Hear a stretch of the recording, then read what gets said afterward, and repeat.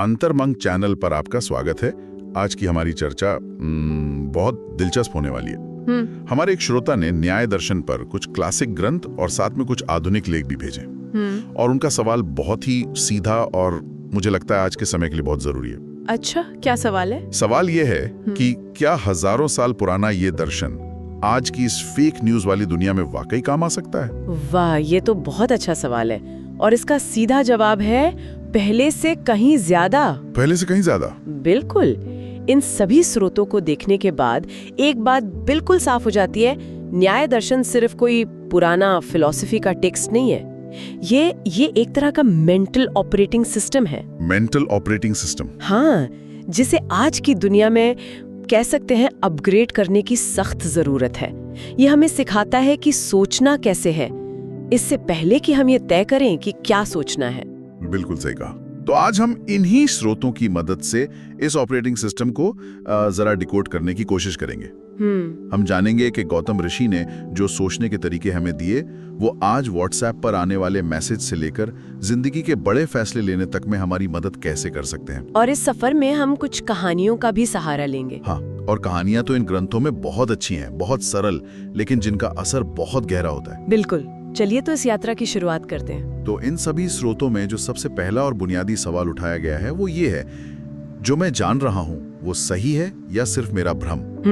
हम अक्सर इस सवाल को नजरअंदाज कर देते हैं। हम बस मान लेते हैं कि अरे मैंने अपनी आंखों से देखा है इसलिए ये सही है, या फिर सब लोग यही कह रहे हैं तो सच ही होगा। और न्याय दर्शन हमारी इन्हीं धारणाओं पर सबसे पहला प्रहार करता है। करना, सवाल पूछना, ये अज्ञान नहीं है, बल्कि ये ज्ञान की पहली सीढ़ी है। ये दर्शन साफ साफ कहता है सत्य भी जांच मांगता है। सत्य भी जांच मांगता है? हाँ, सिर्फ इसलिए किसी बात को मत मान लो क्योंकि वो आकर्षक लगती है या हमें सुनने में अच्छी लगती है। न्याय का रास्ता विश्वास का नहीं, प्रमाण का है। और ये प्रमाण शब्द ये तो सभी स्रोतों में बार बार आया है। इसका ठीक मतलब क्या है? देखिए, प्रमाण का मतलब है ज्ञान का वैध स्रोत, मतलब a valid source of knowledge. न्याय दर्शन कहता है कि किसी भी नतीजे पर पहुंचने से पहले हमें अपने ज्ञान को 4 कसौटियों पर कसना होगा। अच्छा, 4 कसौटियां? हाँ, आप इन्हें हमारी दिमाग के 4 लेंस समझ सकते हैं। पहला है प्रत्यक्ष, यानी जो हम अपनी इंद्रियों से सीधे अनुभव करते हैं, परसेप्शन। ओके, जो हम देखते, सुनते, महसूस करते हैं। दूसरा है अनुमान, यानी तर्क के आधार पर किसी नतीजे पर पहुंचना, जिसे इन्फ्रेंस कहते हैं। तीसरा है उपमान, यानी किसी जानी पहचानी चीज से तुलना करके नई चीज को समझना, कंपैरिजन या एनालॉजी। और चौथा है शब्द, यानी किसी विश्वसनीय व्यक्ति या ग्रंथ की बात, ऑथोरिटेटिव टेस्टिमनी। अच्छा, तो अगर ये चारों लेंस साफ हैं, तभी हमें दुनिया की सही तस्वीर दिखाई देगी, वरना सब धुंधला है। इन चारों में से अनुमान शब्द तो हम रोज इस्तेमाल करते हैं, पर मुझे लगता है कि हम इसका सही मतलब शायद नहीं समझते। एक स्रोत में गौतम ऋषि और उनके शिष्य की एक कहानी थी जो शायद इसे अच्छे से समझा सकती है। हाँ, वो कहानी अनुमान के मर्म को, उसके एसेंस को पकड़ती है। कहानी कुछ यूं है कि एक युवा शिष्य था जिसे अपने तर्क पर, अपने लॉजिक पर बड़ा घमंड था। अच्छा। वो गौतम ऋषि के पास आया और बोला, गुरुदेव, मुझे लगता है कि मैं अब सब कुछ समझता हूँ। और जाए मुस्कुराए और उन्होंने शिष्य से कहा, अच्छा तो बताओ, सामने उस पहाड़ पर जो धुआं उठ रहा है वो क्या बताता है? शिष्य ने तुरंत पूरे आत्मविश्वास से कहा, गुरुदेव, ये तो बहुत आसान है, वहां आग लगी है। और यहीं पर ज्यादातर लोग रुक जाते हैं। उन्होंने एक कनेक्शन देखा और उसे सच मान लिया। सही बात है। लेकिन गुरु उसे और गहराई में ले जाना चाहते थे। उन्होंने उसे सोचने पर मजबूर किया। बिल्कुल। गुरु ने पूछा, तुम इतने यकीन से कैसे कह सकते हो? क्या पता वो धुआं किसी और चीज का हो, शायद कोहरा हो या धूल का गुबार। हाँ। शिष्य कुछ पल के लिए चुप हो गया। तब गुरु ने उसे समझाया, तुम्हारा अनुमान इसलिए सही है क्योंकि तुमने धुएं और आग के संबंध का अनुभव अपने जीवन में बार बार किया है। ये बहुत जरूरी पॉइंट है, अनुभव। हाँ, उन्होंने कहा, तुम्हारी रसोई में, यज्ञ में, जंगल में धुआं और आग के बीच का ये अटूट संबंध, ये तुम्हारे अनुभव में स्थापित हो चुका है। इसीलिए आज दूर पहाड़ पर सिर्फ धुआं देखकर तुम आग का अनुमान लगा पा रहे हो। ये साधारण सी कहानी हमें सिखाती है कि न्याय दर्शन में अनुमान कोई अंधी छलांग या तुक्का नहीं है। एक वैध अनुमान हमेशा अनुभव और एक सार्वभौमिक संबंध पर आधारित होता है। इसे न्याय की भाषा में व्याप्ति कहते हैं। जब हम कहते हैं जहाँ जहाँ धुआं है वहाँ वहाँ आग है, तो ये एक तर्क संगत अनुमान है। ये बात तो सीधे सीधे हमारे श्रोता के सवाल से जुड़ती है। चलिए एक आधुनिक धुआं और आग की समस्या लेते हैं। जैसे कि व्हाट्सएप पर आया एक मैसेज में एक डॉक्टर की तस्वीर है, कोट पहना हुआ, और लिखा है हल्दी खाने से सिर्फ 5 दिनों में कैंसर ठीक। हाँ, एक बेहतरीन उदाहरण। ये तो रोज की बात है ना? यहाँ धुआं क्या है?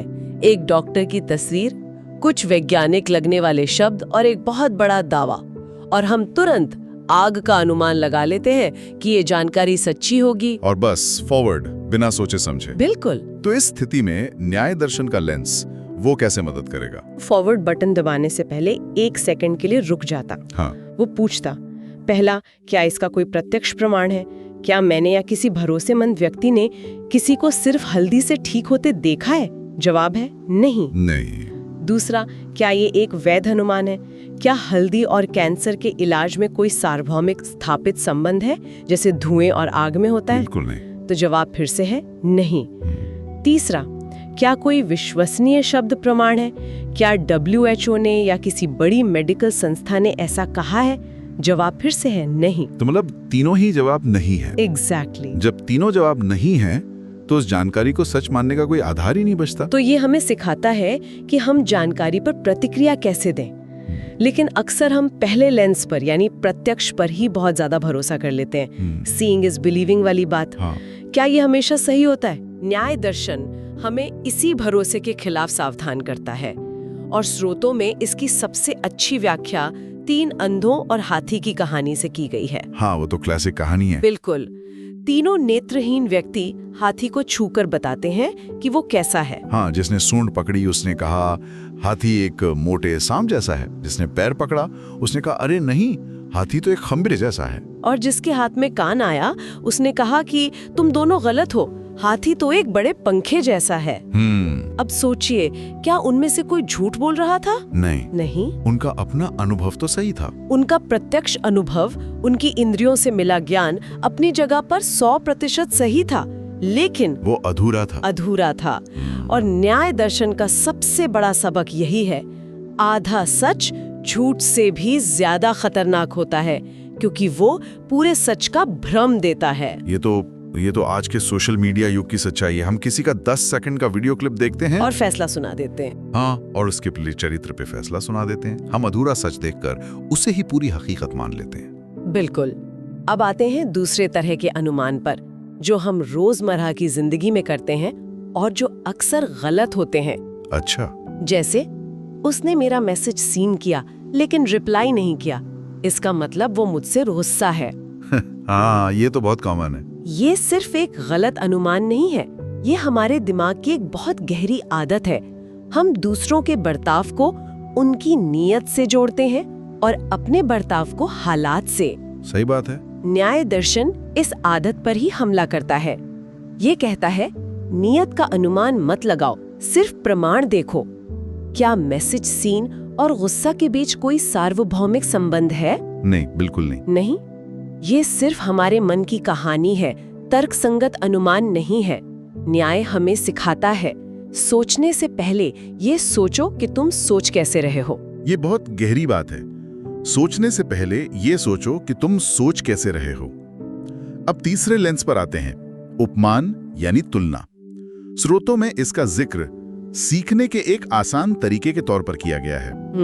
जैसे बुद्ध का मन की तुलना एक बंदर से करना, उछलता कूदता बंदर। हाँ, उपमान या एनालॉजी सीखने का एक बहुत शक्तिशाली उपकरण है। जब कोई कहता है ध्यान करना अपने मन के कमरे की सफाई करने जैसा है, तो बात तुरंत समझ आ जाती है ना? हाँ, एकदम। ये एक जटिल विचार तक पहुंचने के लिए एक पुल का काम करता है।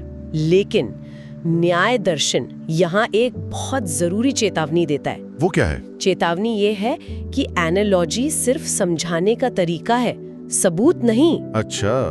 ये एक नक्शा है, असल जमीन नहीं। सिर्फ इसलिए कि मन की तुलना बंदर से की गई है, ये मन के काम करने का वैज्ञानिक सबूत नहीं बन जाता। राइट। ये सिर्फ एक शुरुआती समझ देने का तरीका है।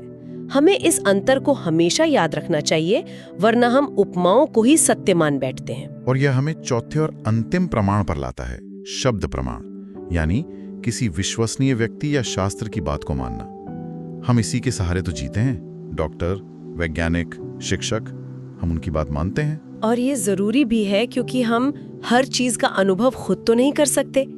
लेकिन यहाँ भी न्याय दर्शन एक बहुत ही सुंदर और गहरी बात कहता है, जो आज के समय में बहुत जरूरी है।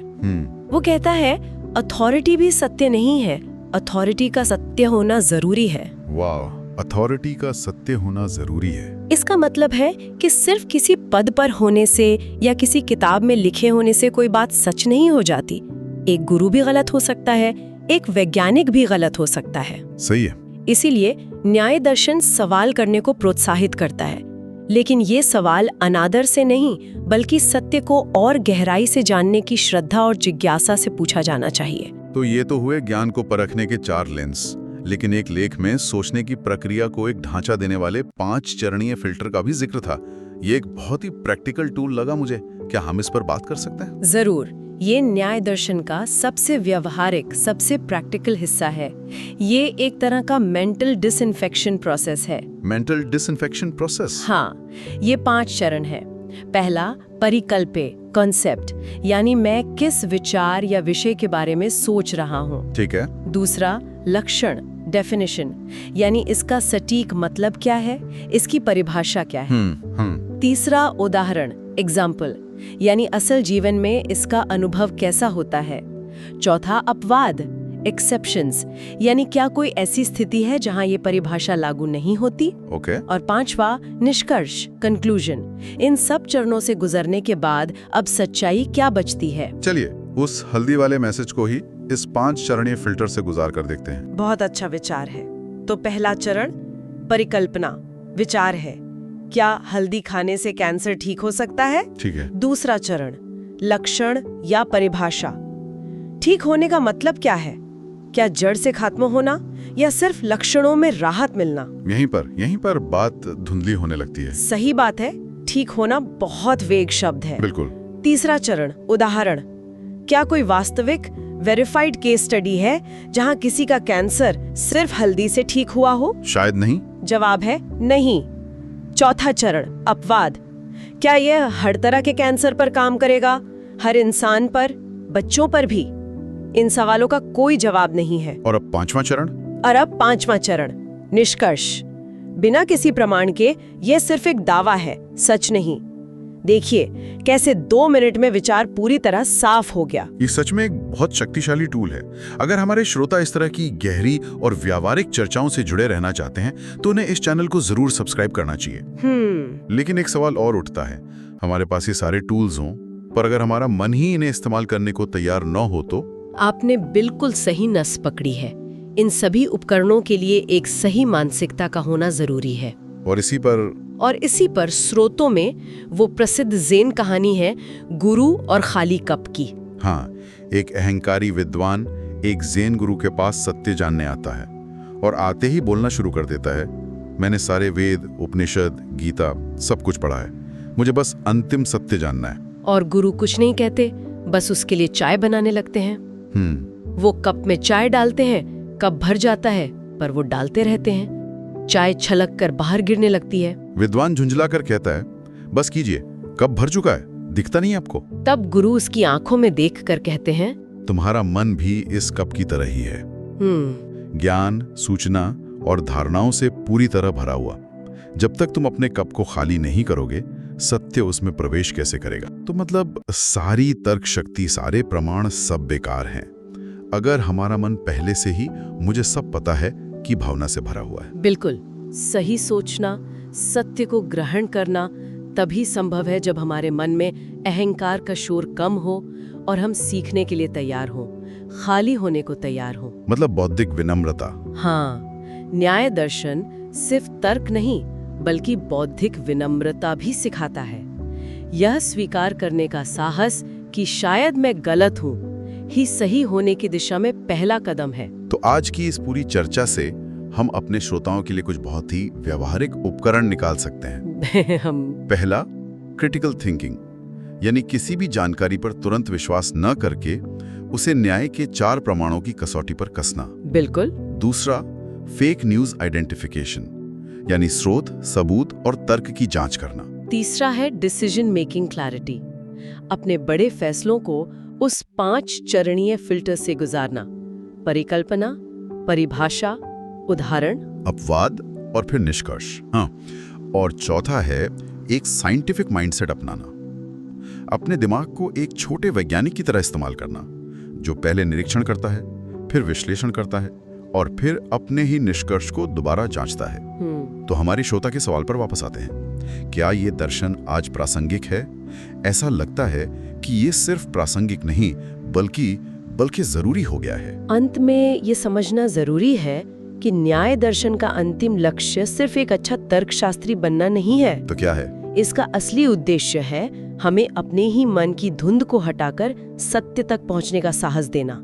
ये हमें मानसिक रूप से स्वतंत्र बनाता है। जैसा कि गौतम ऋषि ने कहा था, जब मन स्पष्ट होगा तब जीवन भी स्पष्ट होगा। और आज की इस जटिल और शोरगुल भरी दुनिया में स्पष्टता, क्लैरिटी ही शायद सबसे बड़ी मुक्ति है। बिल्कुल। न्याय दर्शन हमें उसी स्पष्टता तक पहुंचने की कला सिखाता है। तो आज की चर्चा को समाप्त करते हुए हम श्रोताओं के लिए एक विचार छोड़ना चाहेंगे। ये कैसी हकीकत बना रहे हैं और क्या कुछ बदल सकता है अगर हम कल से न्याय के किसी एक फिल्टर का ही सही ईमानदारी से इस्तेमाल करना शुरू कर दें। अगर आपको यह चर्चा ज्ञानवर्धक लगी हो और आप ऐसी ही और गहराइयों में उतरना चाहते हैं तो इस एपिसोड को लाइक करें और अंतर्मंग चैनल को सब्सक्राइब करें ताकि ज्ञान का यह प्रवाह आप तक पहुंचता रहे।